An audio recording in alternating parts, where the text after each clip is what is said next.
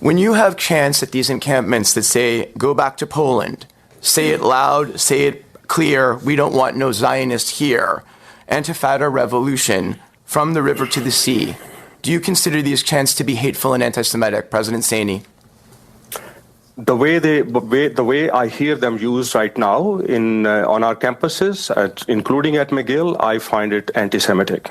Thank you, President Saini. Thank you for clarifying in your statements that you do. President Gertler? In the current context, they are certainly experienced as anti-Semitic, and that's for that reason that we have reported certain incidents to Toronto Police Services. But I would say that... I'm sorry, I have to reclaim my time because I just have two more to answer. President Bacon? President Macron? No worries. They are unfortunate, awful, and can be considered anti-Semitic. Thank you so much. President Carr? Yes, they're reprehensible and intimidating when chanted on campuses. Thank you very much. That's Anthony Housefather there asking the questions at a Justice Committee on Anti-Semitism on Campus. That committee proceeding happening yesterday where presidents of various Canadian universities answered questions about anti-Semitism on campus. Anthony Housefather is on the line. Anthony, welcome back to the program. Thank you for having me, Elias. What was your take on the testimony you heard yesterday?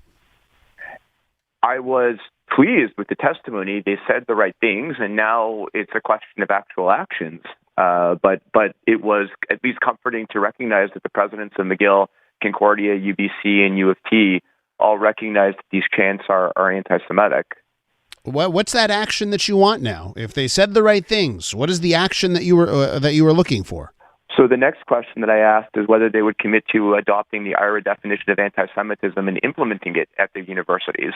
And 3 of the 4 of them said that they would strongly consider it or consider it. So that was good and expressed personal support for it.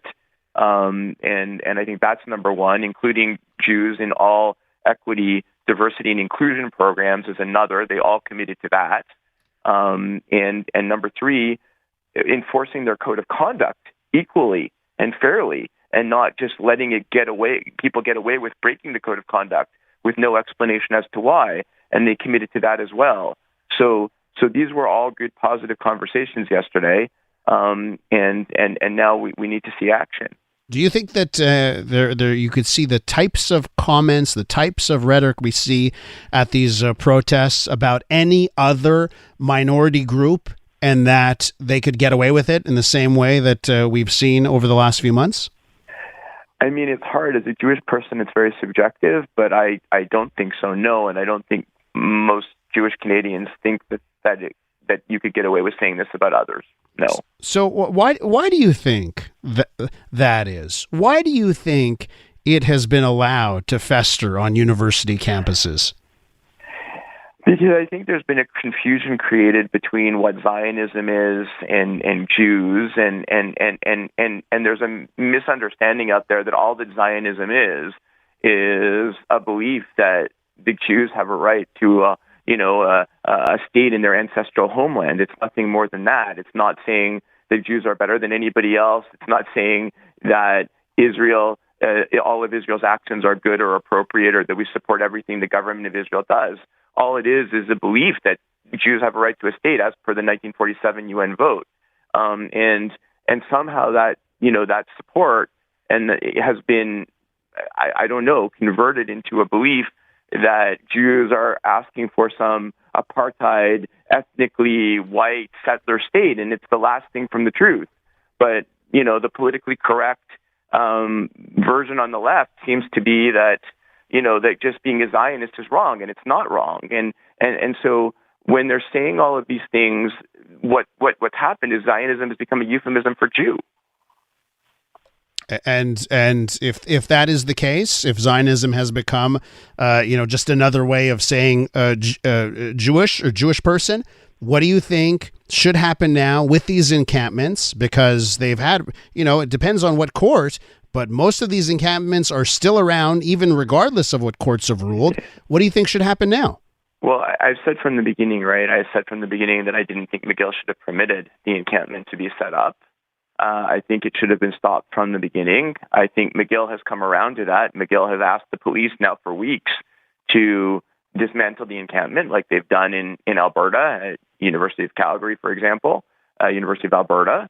And I think that's what should have happened, and what I continue to believe what should happen, because it's a violation of McGill's policies.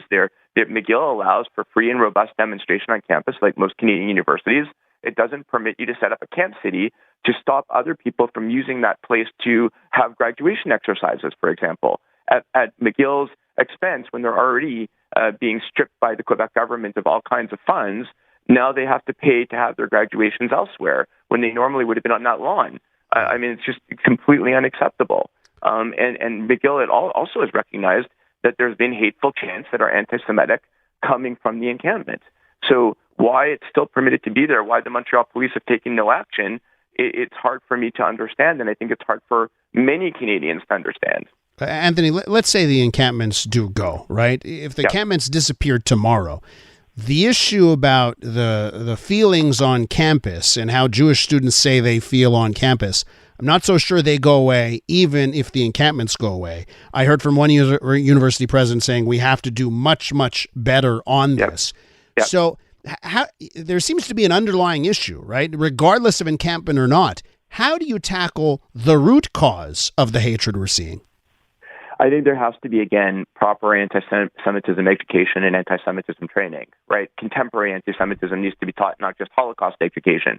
It's wonderful. I think that there's been a lot of people that have said, people have a lot of support for dead Jews, but very little support for living ones. So we need to educate everybody as to why Jews feel that these chants are so hateful. And we need to educate not only students, but faculty, because you do have a lot of faculty support in some of these universities, not only for the encampments, but for teaching a version of history that essentially teaches that Zionism is wrong. And I think we need to have a much better, more robust conversation about it, and a much better explanation of why over 90% of Jews and so many others, Elias, like I think you, are Zionists, because we just believe Israel has a right to exist. So, Anthony, we're with Anthony Housefather, Liberal MP for Mount Royal. Let me read you the tweet yesterday from the Foreign Affairs Minister, Melanie Joly. Okay, here's what she tweeted out yesterday afternoon, 3:27 p.m. We are horrified by strikes that killed Palestinian civilians in Rafah. Canada does not support Israeli military operation in Rafah. This level of human suffering must come to an end. We demand an immediate ceasefire. When I read that tweet, boy, that's a great argument for the people who are on campuses, that their fight needs to continue. The encampments need to stay. When I read a tweet from the Foreign Affairs Minister, boy, it certainly seems like there's a lot of reason to keep protesting. What would you say to that? Well, I would say that the problem is, so number one, I've come out and publicly disagreed with Melanie on a number of issues related to the war. So I'm not going to get into the issue of Israel's prosecution of the war. The problem is we're confusing on campus Israel's prosecution of the war, and it's perfectly fair and not anti-Semitic to criticize Israel's prosecution of the war versus the criticism of the existence of Israel and the calls at these demonstrations for saying all Zionists are racist, or say it loud, say it proud, or say it clear. We don't want any Zionists here. The issue has been that the recognition of Israel itself, Israel's right to exist, has been called into question. You can criticize Israel's government. You just can't say that Israel can't exist as a Jewish and democratic state. And unfortunately, these encampments, and I'm sure some people there are in good faith, have been overwhelmed by people that are just against Israel existing in the first place. Is it disappointing to see the Foreign Affairs Minister demand an immediate ceasefire, lack the context of what is happening on the Hamas side of things, and make a great argument for people who are protesting on campuses? So my understanding, and again, I know it becomes confusing, is that Canada's position is that a ceasefire still requires Hamas to lay down arms and surrender and release the hostages. But what Canada has opposed, and as I think the vast majority of the world, including President Biden, has opposed, is the type of action that's now happening in Rafah.